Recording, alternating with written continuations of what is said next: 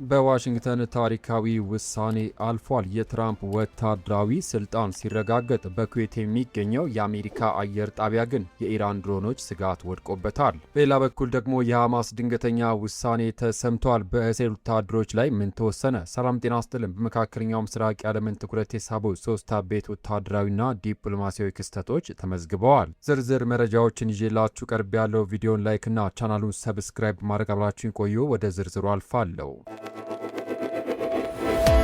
በቅድሚያም የአሜሪካ ሴኔት ውሳኔና የትራምፕ ወታደራዊ ስልጣን። ወደ መጀመሪያው ሰበር መረጃ አልፋለሁ። የአሜሪካ የሕግ መወሰኛ ምክር ቤት ሴኔት ፕሬዝዳንት ዶናልድ ትራምፕ በኢራን ላይ ወታደራዊ እርምጃ የመውሰድ ስልጣናቸውን ለማገድ የቀረበውን የውሳኔ ሀሳብ ውድቅ አድርጎታል። በሴናተር ክሪስተን ጊሊብራንድ የቀረበው ይህ ጥያቄ ኮንግረሱ የጦርነት አዋጅ ሳያወጣ የአሜሪካ ጦር በኢራን ውስጥ የሚያደርገውን ወታደራዊ እንቅስቃሴ እንዲያቆም የሚጠይቅ ነበር። ይሁን እንጂ ሴኔቱ ጥያቄውን በ49 ለ50 በሆነ እጅግ በጠበበ የድምፅ ልዩነት ውድቅ አድርጎታል። ይህን ውሳኔ ተከትሎ ፕሬዝዳንት ትራምፕ በቀጠናው ላይ ያላቸውን ወታደራዊ እርምጃ የመውሰድ ሙሉ ስልጣን እንደተጠበቀ ይቆያል። የድምፅ አሰጣጡ ሂደት በራሱ ትልቅ ትኩረት ስቧል። በድምፅ አሰጣጡ ወቅት ሶስት የሪፐብሊካን ፓርቲ አባላት የትራምፕን ስልጣን የሚገድበውን ሀሳብ ሲደግፉ፣ በአንጻሩ አንድ የዲሞክራቲክ ፓርቲ አባል ደግሞ ውሳኔውን በመቃወም ድምፅ ሰጥተዋል።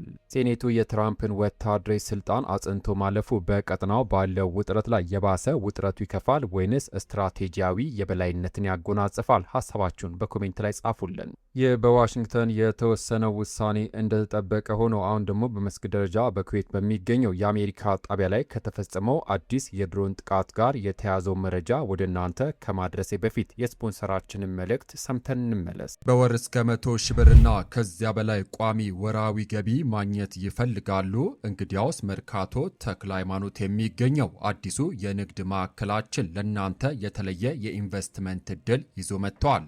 ከ11 ካሬ ጀምሮ ያሉ ሱቆችን በ640 ሺህ ብር ቅድመ ክፍያ ብቻ በማስያዝ የባለቤትነት መብትዎን ያረጋግጡ።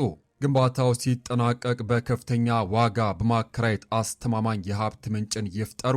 ለምን? ተክለ ሃይማኖት ከፍተኛ የንግድ እንቅስቃሴ በመኖሩ ሱቆ አንድም ቀን ሳይከራይ አያድርም። ወደፊት መልሰው መሸጥ ቢፈልጉ እንኳን በገዙበት እጥፍና ከዚያም በላይ ያተርፋሉ።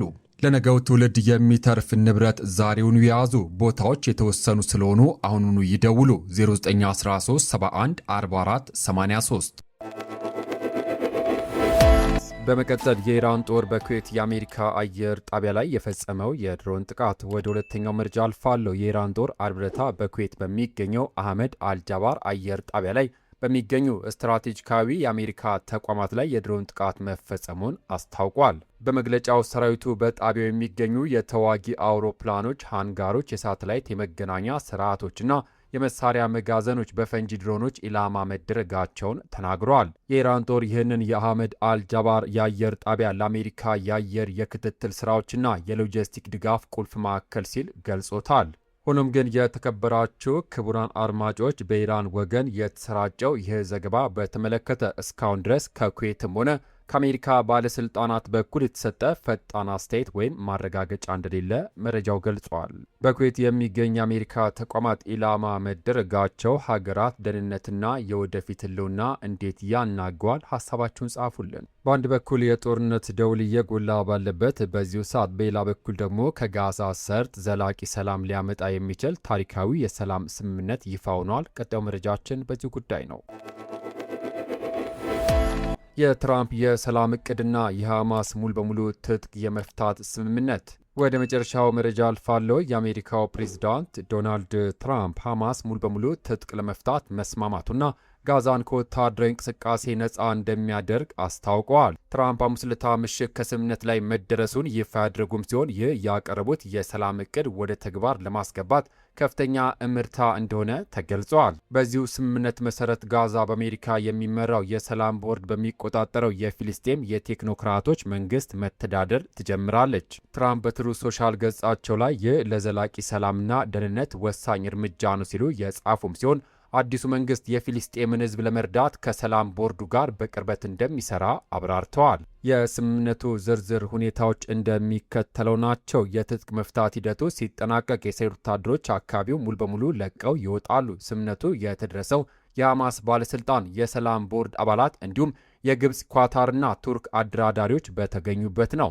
የሐማስ የድርድር ቡድን አባል ጋዚ ሐማድ እንደተናገሩት ቡድኑ ይህን ውሳኔ ያስተላለፈው በጋዛ ሰርጥ ህዝቦቻችንን ከህይወት መጥፋትና ከመፈናቀል ለመታደግ ሲባል እንደሆነ ገልጸዋል። በዋሽንግተንና በካይሮ በኩል ደግሞ የአሜሪካ ባለስልጣናት እስራኤል ከተስማማችበት የ20 ነጥብ እቅድ ውጪ ሌላ ነገር እንደማይጠየቅና ስምምነቱን እንደምታከብር እምነታቸውን ገልጸዋል። ትራምፕም እስራኤል እቅዱን ባታከብር እጅግ እንደሚያዝኑ ተናግሯል። አደራዳሪዎቹ ግብፅ፣ ኳታርና ቱርክ ምስጋና የተቸራቸው ሲሆን ካይሮ ሁለተኛውን ዙር የተኩስ አቁም ስብሰባ ለማዘጋጀት እየተዘጋጀች እንደሆነ የግብፅ መገናኛ ብዙሃን ዘግበዋል።